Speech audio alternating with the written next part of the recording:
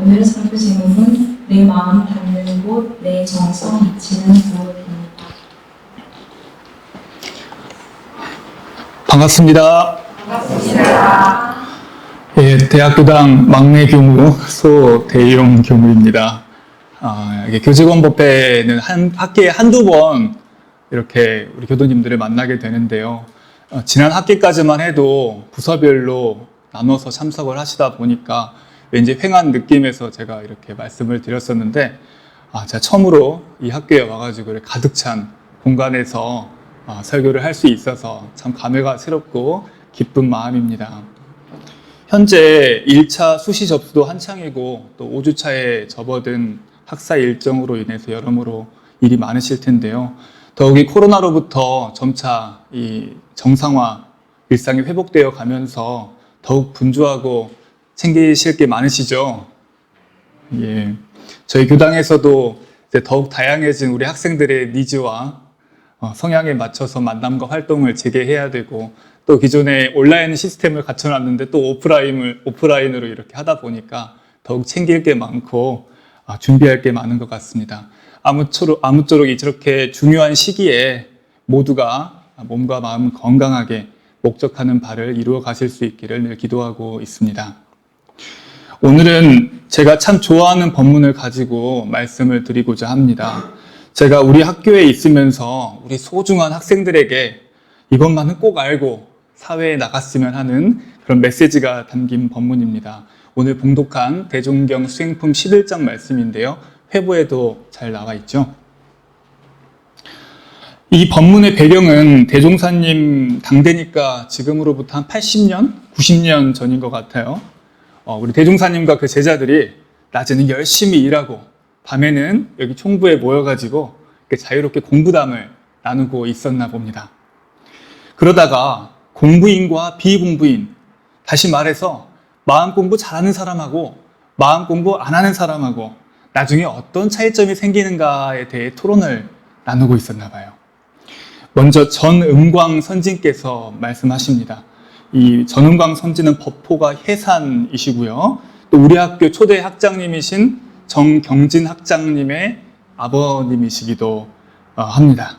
그래서 원불교 초기에 우리 원불교 기관지를 발행하고 또 카메라맨이셨다고 해요. 그 시절에. 그리고 기록도 열심히 하셨고요. 또 교단의 미래 비전을 제시하기도 하는 듯 약간 혁신가, 선구자적 기질로 교단에 많은 공을 세우셨다고 합니다. 매우 앞서가셨던 분이라고 해요. 또 우리 주임 교무님과 같은 여기 전북 진안군 마령 출신이시라고 합니다. 이분이 아주 똑똑하셨다고 해요.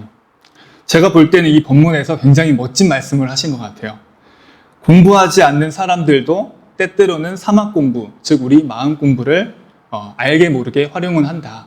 그런데 그 일이 지나고 나면은 그 공부를 잊어버리고 관심조차 없기 때문에 아무리 세월이 흘러도 인격상의, 수행상의 진보가 없을 것이다.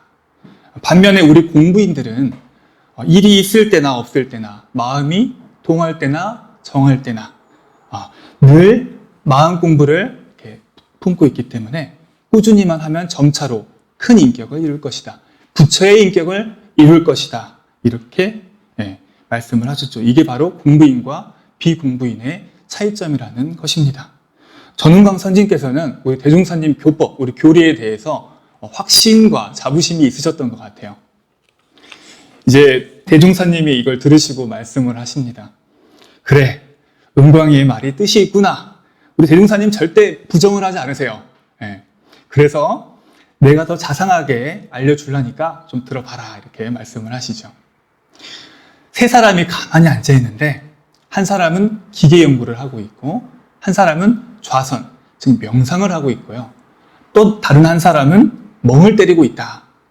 지금 겉으로 볼 때는 이 세 사람이 큰 차이가 없어 보이는데 시간이 많이 흐르면 그 기계를 연구하던 사람은 발명을 이룰 것이고 또 좌선을 한 사람은 마음에 큰 정력, 큰 힘을 얻을 것이고 또 멍 때리던 사람은 결국 아무것도 얻는 것이 없을 것이다. 아무 성과가 없을 것이다. 이것이 바로 무슨 일이든지 그 일을 쉬지 않는 결과다라고 하십니다. 그리고 나서 슬그머니 당신 이야기를 하시죠. 어려서 동네 친구 중에 공부는 안 하고 광대소리 하기 즐겨하는 친구가 하나 있었다. 아마 오늘날 이렇게 노래 흥얼거리면서 따라하는 그런 취미가 있었나 봐요. 근데 그 친구는 자나깨나 광대소리만 하더니 백발이 이렇게 하얘지도록 지금도 광대소리를 하고 있더라. 그런데 나는, 대종사님은 어려서부터 우연히 진리 방면에 관심을 갖기 시작해서 밤낮을 가리지 않고 먹고 자는 것도 잊어버리고 진리 연구에 계속 정성을 들였더니 그 결과 큰 깨달음을 얻어서 지금까지 진리 생활을 하게 되었다. 그런 말씀입니다. 그래서 사람의 인생에 가장 중요한 것은 그 방향의 선택이고, 그리고 그 방향이 옳은 것이라면, 그 방향도 제멋대로가 아니고요. 옳아야 됩니다. 옳은 방향이면은 사심 없이, 즉 오롯하게 삿된 욕심 없이만 이렇게 꾸준히 해 간다면은 반드시 성공을 이룰 것이다. 성공의 기초가 될 것이다. 라고 하셨습니다. 우리 대종사님께서는 7살 때부터 이 하늘을 보고 의심이 걸리셨다고 합니다. 어린이 성가 중에 이런 노래도 있어요. 옥녀봉에 올라가서 구름 한번 만져보자.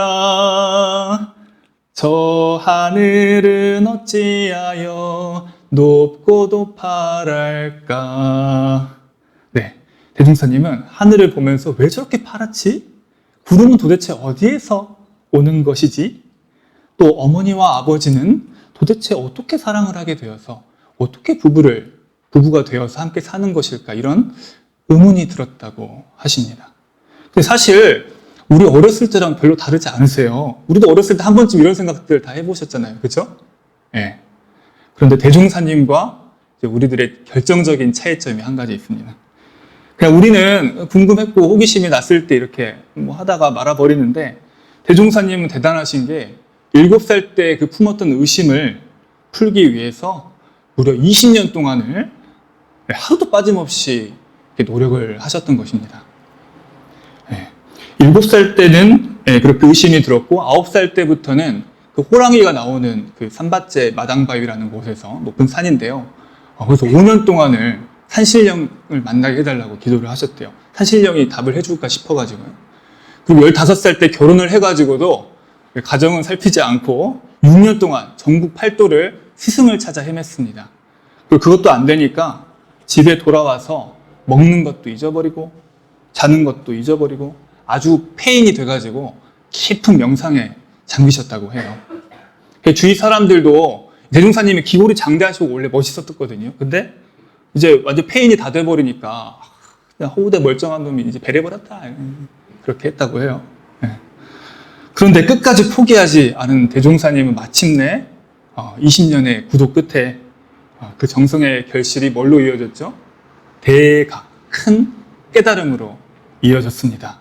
그 깨달음이 바로 원불교의 시작이 되었고, 우리 학교도 그로부터 시작되었겠죠. 우리 대종사님께서는 처음부터 인생의 방향을 진리의 세계로 향하게 하셨습니다. 대종사님 마음이 끊임없이 닿았던 곳이 그 진리였고요. 다행히 세상에서 가장 큰 것에 모든 걸 걸으신 거죠. 그리고 어떤 유혹에도 끌리지 않고 그 원하는 바를 향해 나아가셨습니다. 대종사님의 정성은 오로지 진리를 구하는 데 미치고 있었습니다. 그 결과 가장 큰 것을 얻으실 수가 있었죠. 만일 조금이라도 그 정성이 다른 곳에 흘러갔다면 중간중간 작은 깨달음은 있었더라도 큰 깨달음은 없었을 것이라 저는 생각합니다. 우리가 살아가는 인생이 이와 같다고 하셨습니다. 내 마음이 닿는 곳, 내 정성이 미치는 곳에 따라서 우리의 인생의 결과가 결정되는 것 같습니다.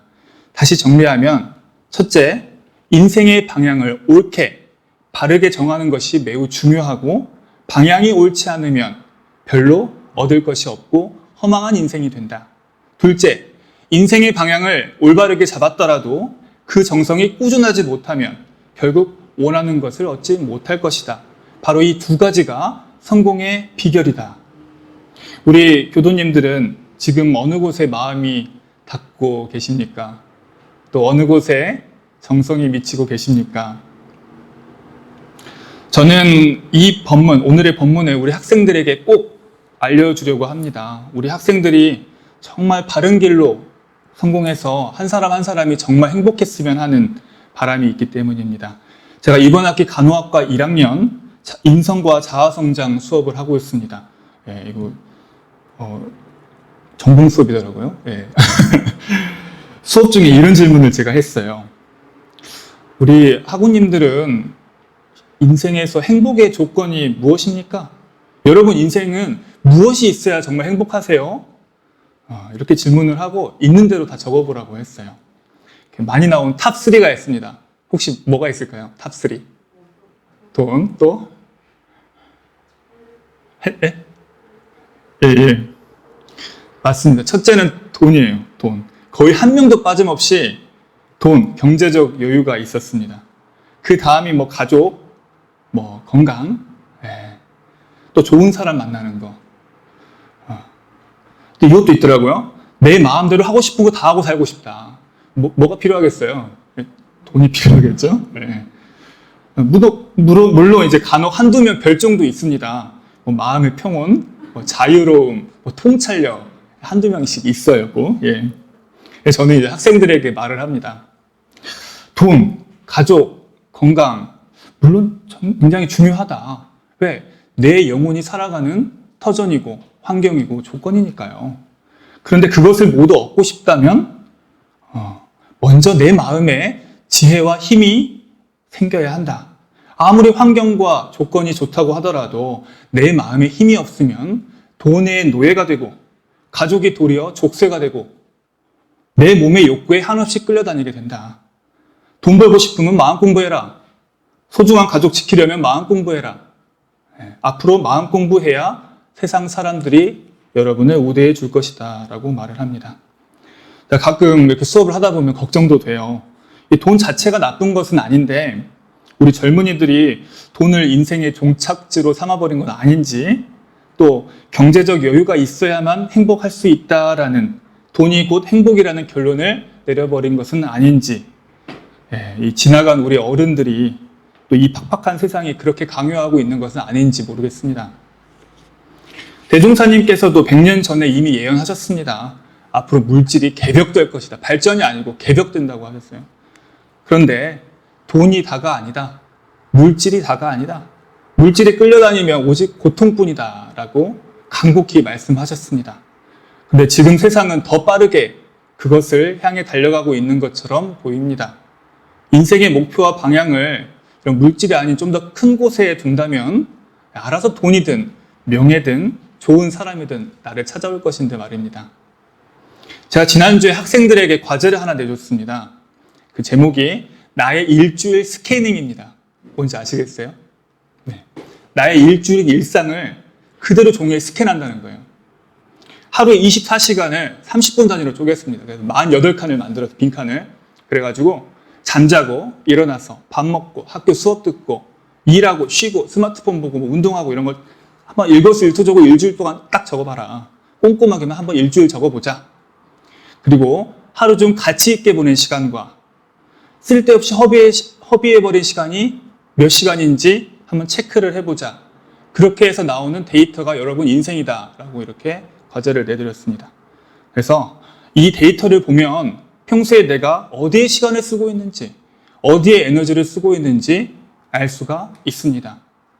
내가 말로만 제대로 살아봐야지 하고 있는지, 아니면 실제로 내가 최선을 다해 살고 있는지 여기 데이터로 나오게 됩니다. 그래서 이 데이터를 통해서 나의 시간과 에너지를 조금 더 가치 있는 데 써봤으면 하는 바람에서 제가 과제를 낸 건데요.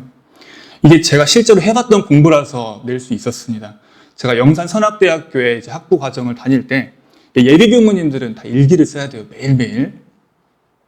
하루에 뭘 했고, 몇 시간 수행을 했고, 또 몇 시간 일했고, 몇 시간 놀았고, 이렇게 빠짐없이 씁니다. 제가 좀 성격이 꼼꼼하거든요. 다 써봤어요.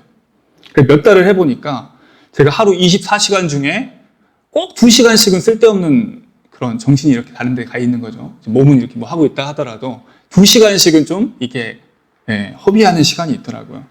그 내용이 매일매일 조금씩은 다른데 어떻게 몇 달 동안 계속 2시간이에요.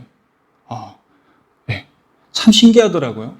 저도 나름 출가해가지고 한번 진리 생활을 해보자, 마음을 잘 챙겨보자, 한번 좀 부처님 닮아가보자 이렇게 했는데 매일 2시간씩은 다른 데 쓰고 있었다. 그리고 그 시간을 제가 줄이려고 노력을 해봤는데 잘 안 됩니다. 그때 깨달았습니다. 이게 내 뿌리 깊은 업장이구나, 업장. 말로는 깨달음을 얻겠다, 부처가 돼보겠다 하지만은 그만한 정성이 아직 내 안에 부족하구나, 내 실력이 부족하다는 걸 알았습니다. 직접 이렇게 기록을 해보고서야 저 자신을 냉정하게 알 수 있었습니다. 머릿속으로만 공부하면 나 오늘 좀 나아졌겠지? 어제보단 잘했을 거야. 하지만 알고 보면 어제나 오늘이나 내일이나 비슷하게 살아갑니다. 깊은 공부가 없으면 그냥 살던 대로 쭉 살게 되는 것 같습니다. 윤회라는 게 다른 것이 아니고 우리의 삶이 이처럼 늘 반복되는 그런 것이 윤회가 아닌가 싶습니다. 끝으로 제가 성공했던 공부 이야기 하나 드리려고 합니다. 우리 교도님들 화두라고 아시죠? 화두. 네. 화두에 걸렸다. 늘 머릿속에 이렇게 맴도는 그런 거 있잖아요. 그걸 화두라고 하는데요. 우리 학교의 공동 화두라면 신입생 유치 이런 걸 화두라고 할 수 있겠죠.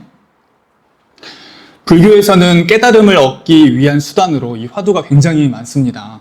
이 먹고, 이 한 물건이 무엇인고, 똥막대기, 뜰 앞에 잣나무 이렇게 화두가 있으면은 이제 화두를 가지고 이제 깨달음을 추구하는 그런 수행을 하는 거죠. 원불교에서도 이 화두 비슷하게 의두라고 있습니다. 의심머리라고 하는데요. 의두라고 원불교에서는 합니다. 제가 출가하기 전에 서울에 있는 안암교당에서 청년회 이제 시절을 보냈는데 그때 추천 교무님께서 법회 때 이런 말씀을 많이 하세요. 야, 수도인은 늘 주머니에 이 의두를 들고 넣고 다녀야 된다. 즉 진리에 대한 의심을 늘 하고 끊임없이 해야지 비로소 깨달음을 얻을 수 있다. 그래서 당신께서도 출가를 결심하고부터 이제 간사 시절부터 이렇게 거의 2년 동안을 천상천하 유화 독존이라는 그 의두를 이제 들고 다니셨다고 해요. 근데 제가 다른 건 몰라도 이런 거 제가 잘 따라하거든요. 그래가지고 저도 이제 29살 때 출가 결심을 하고 간사 생활도 하고 했는데 뭣도 모르고 이 천상천하 유화 독존을 들고 다녔어요.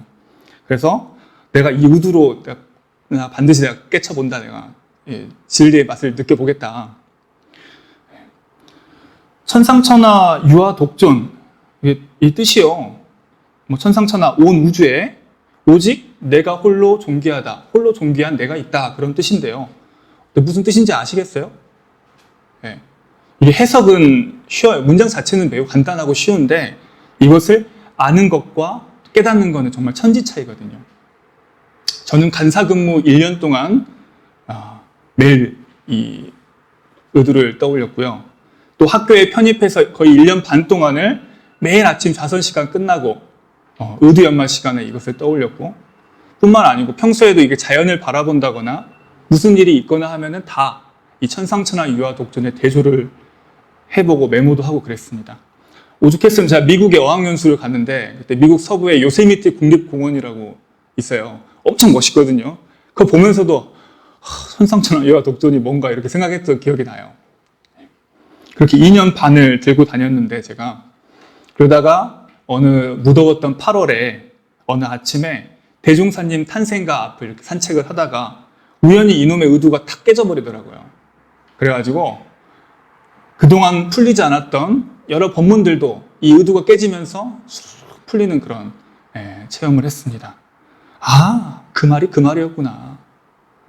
정말 꾸준히 하다 보니까 진리에 더 가까워지는 그런 선물을 저도 얻게 되었습니다. 물론 대종사님이나 다른 훌륭한 우리 선지님들에 비하면 세 발의 피에 불과하겠지만 출가를 결심할 때 그 초심을 생각하면서 저도 이런 수행을 통해 반드시 부처를 이루리라. 진리 생활로서 한번 행복하게 살아보리라. 이렇게 조금씩 꿈을 키워가고 있습니다. 우리 교도님들 지금 어떤 의두, 어떤 화두로 살아가고 계십니까?